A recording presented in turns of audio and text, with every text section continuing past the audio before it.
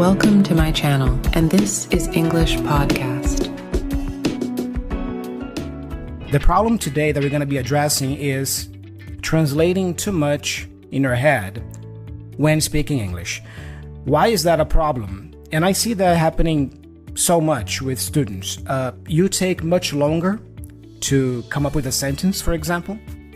And as a teacher, as an experienced teacher, myself, I know when the student is translating, because usually when the student says something, the word order of the sentence itself is a little bit off or weird. So to me, it's a clear indication that the person is still translating in their head.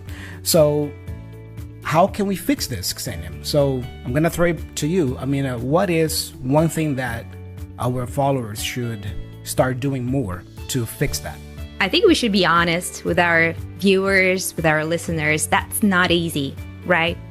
But the good thing is, like any other skill, like we talk a lot about speaking in English and practicing speaking and reading and listening and having a lot of practice, right, with those skills. But thinking in English is just another skill. So you can train your brain to think in English, right? It's possible, it's doable. And just to give you some idea of how you can do that, I wanted to share with you guys that for me personally, thinking in English is very close to this idea of improvisation. It's because thoughts come to us randomly, right? Like more often than not, we're not in control of our thoughts. Like, let's say, okay, here I am crossing the road, and suddenly I find myself thinking about my relationships. Are we moving in the right direction or in the same direction with my partner? Or I'm trying to decide whether to buy this super expensive, gym membership, right? Or rather save money for some trip. Thoughts just pop out of nowhere. So when you are in a conversation, the same happens there. You just have random thoughts, random questions, and you have to think on your feet, right? Like right away, on spot. And here, it's very difficult to keep up with that pace of the thoughts that appear in your head if you have this bad habit of translating, right? You can't keep up. And I really like this saying that I wonder if you heard it, Chaka. So there is this saying, let me quote it actually, I have it here. Preparation breeds spontaneity. So let me repeat. Preparation breeds spontaneity. In this context, what does it mean to breed? Generates or produces. To create something, yeah? So it may sound weird and counterintuitive because improvisation is something we do right now without planning it, like naturally. So how can you prepare for something that you are not planning?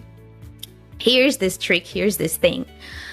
The solid foundation which you get when you prepare with knowledge, skills, and practice allow you to build on top of that and then have that confidence and creativity to respond to any unexpected situation. Right? So in our case, in learning English, what is this knowledge, right? This knowledge is grammar, vocabulary, right? The structure of the sentence, what you mentioned. You don't want to compose it along the process like you were speaking, yeah? You want to give the right structure. And skills would be that. Speaking in English, analyzing, processing it, yeah? Thinking about response and having a conversation.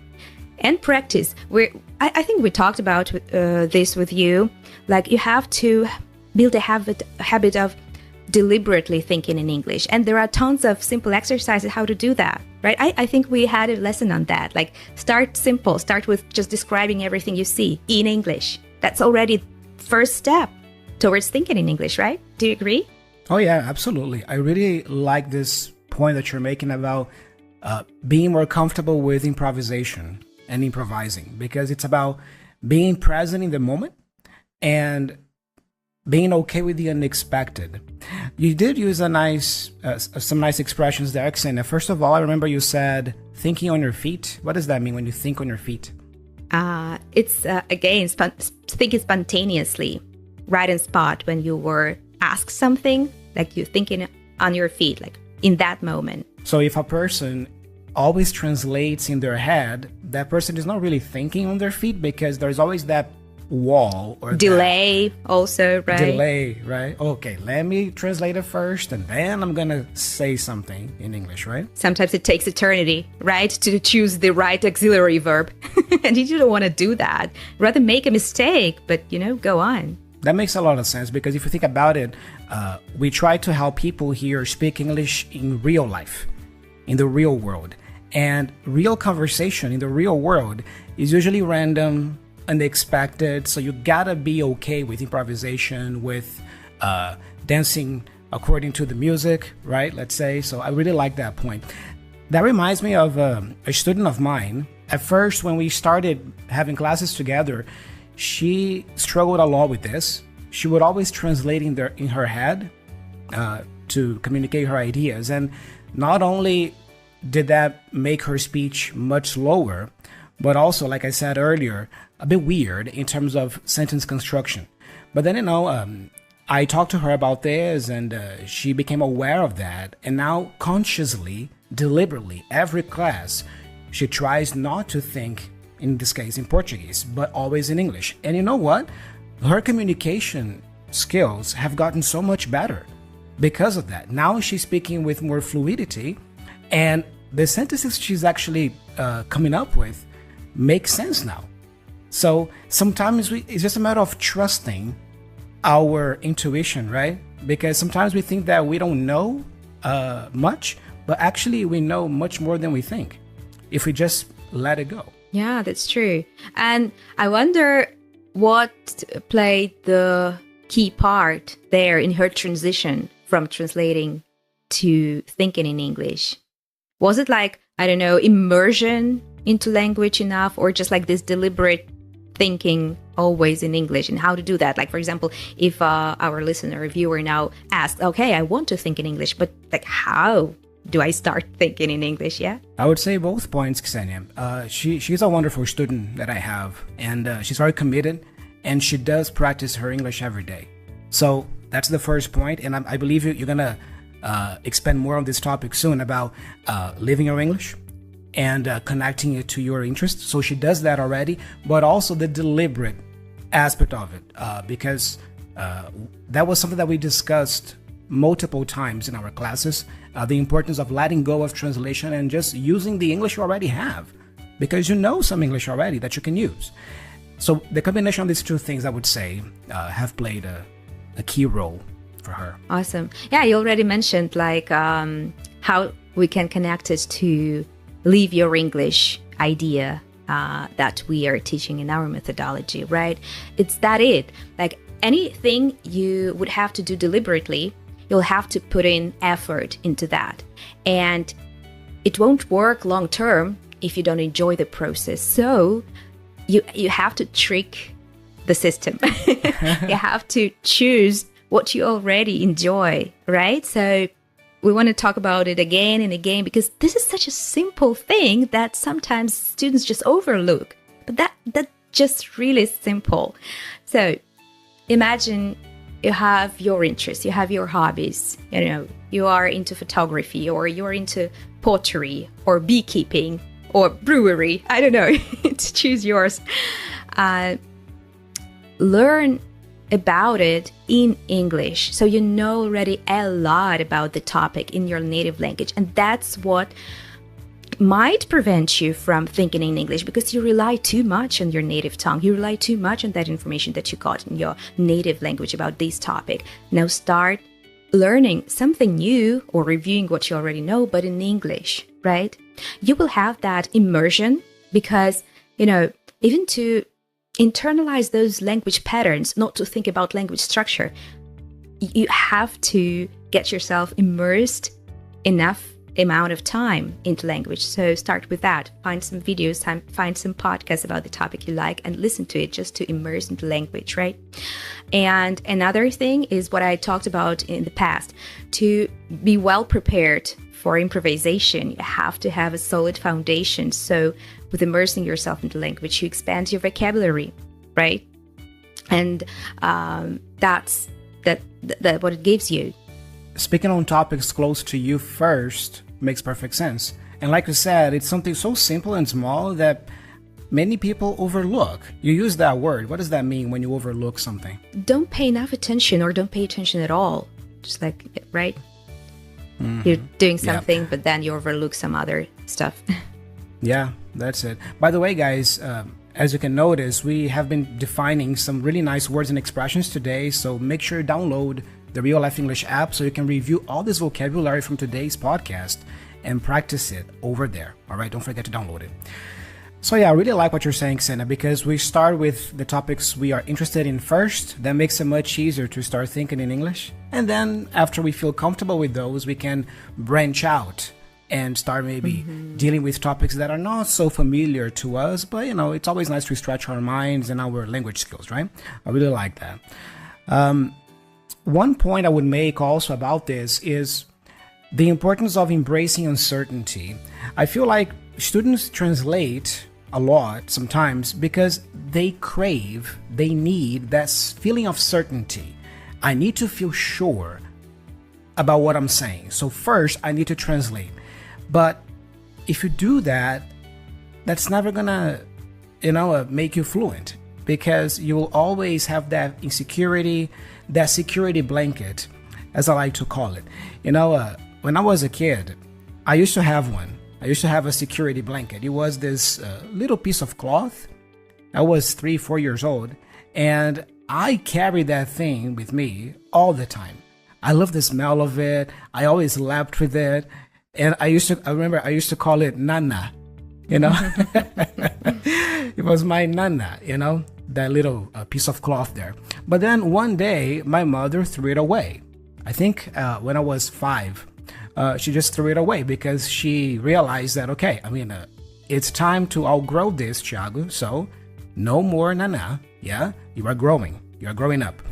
So I remember that when I realized that I didn't have it anymore, I felt scared. I felt insecure. I felt lost. And bringing that to English learning, once you start thinking more in English and not relying so much on translation, maybe at first you're going to feel a little lost. You're going to feel a little scared. That's okay. But it's part of growing up as a language learner. You have to mature. You have to grow up. And it's part of the process. So keep doing it, and you will see that you're going to start feeling more comfortable with not relying on translation. It's also like, embracing your inner child, maybe, right? I really love that collocation, by the way, to embrace your inner child. What is your inner something? This is something that's deep inside, related to your inner world, right? I love that. Yeah, just like your inner thoughts, for example, yeah? The thoughts that come inside of you, right? Come from inside. Coming from inside, right? Right.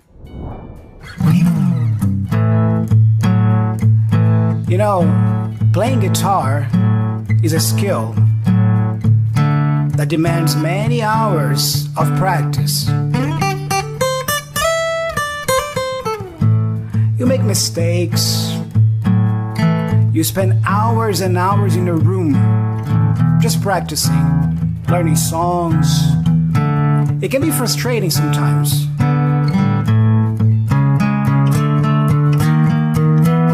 But boy, is it fun. And you know what? Something very similar is English learning. Learning English is very similar to learning how to play an instrument, like the guitar, for example. If you want to be a great English speaker, you need to practice a lot of English. And we have the perfect resource for you to add more practice to your daily routine with English, the Real Life English app. With the app, you can practice new words and expressions using intelligent flashcards. Our app works with the space repetition system, which presents you with the words you're trying to learn at strategic times, so you never forget them again. Here's what one of our app users has to say. Overall, this app was great. Their teaching skills were well organized and filled with confidence. I can trust them because I've been watching their YouTube videos for a long time. This testimonial comes from Lee. So what are you waiting for? Join tens of thousands of learners who use the Real Life English app every day to get confident English. Start rocking your English with the app today, all right?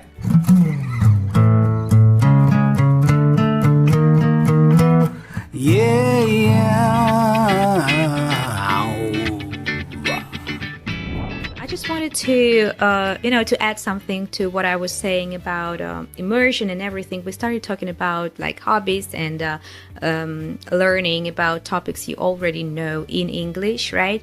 Here, I wanted to say that I strongly believe in that, but no, I think it's better to say that it's actually a fact that language is inseparable from culture. So take advantage there, and really, in order to start thinking in English, you should treat English as a friend. So when we have a new friend, we really want to know more about their interests, about how they behave, about how they react to this or that. So let's come back again to that example from hobbies. Most probably, you'll learn something new when you watch some videos related to your hobby, but from the native's perspective. Don't you want to know how, for example, Americans approach beekeeping, or how Australians incorporate some Aboriginal traditions in pottery when they do pottery as a hobby, or when, I don't know, Brits have brewery as their hobby. And I don't know, was it a joke or something that every second household in rural England has their own home brewery or something? But, when you will be watching those videos in English, you will be expanding your vocabulary and you will be putting yourself in those people's shoes, right? You'll see with new eyes on the things that's already familiar to you, and vocabulary will stick naturally and more easily because this is something you enjoy, this is something you're curious about, this is something that is close to you. There is this emotional aspect to it. Mm-hmm. I think it's worth defining brewery because you've used this word a couple of times in this episode. So brewery is the process of making beer, right? You brew beer, you make beer, correct? Correct. And brewery is like a workshop or like a place where you do that. It can be like a factory or it can be like at home, like homemade beer. Yeah. But, that point you made is really important as well. Not only consuming content on topics that you like, but also from the native speaker's perspective, Americans, British, Australian, because the reference is also important. Yeah, what kind of English are you exposing yourself to on a daily basis? That is also going to directly contribute to your ability to think in English and to speak English because it influences the way we communicate, right? Yeah, and learning language always goes like hand in hand with learning about the cultures and tradition of that of people who speak that language, right? Of that country. Yeah, that is true. I would also say, Ksenia, you mentioned earlier about the importance of embracing your inner child, and connected to that, I think that it's also important for you to be okay with speaking like a child. At least at first. This is one way for you to get rid of translation once and for all. Ksenia, let's do a little mental picture here, okay? Picture an adult in her home country, in Ukraine, who is very successful in his or her field, professionally speaking. In my case, I picture here in Brazil a successful lawyer. I picture a Brazilian lawyer who communicates extremely well in Portuguese already. The person is articulate, the person is eloquent in Portuguese, the person has written articles related to law, the person is really well accomplished, all right? Who do you picture? Oh, that's a nice question. I don't know. I thought of maybe an owner of a restaurant, of a fancy restaurant. You would call them chef, right? Or yeah. So, or a restaurateur, we can say. oh, what an advanced word, right? Right. So French, sounds so French, right? But anyway, going back to the lawyer that I picture. Okay. I said that he is very articulate, very eloquent in Portuguese. Do you think that if he is a pre-intermediate or intermediate level speaker of English, do you think that he's going to be able to communicate as fluently, as eloquently in English as he can in Portuguese? That depends on the context, right? I believe like if he has some informal meeting with his clients, informal, yeah, he will do pretty much fine, right? It will be like great, but maybe he would need a little bit more practice and knowledge if he goes into a legal context in English, right?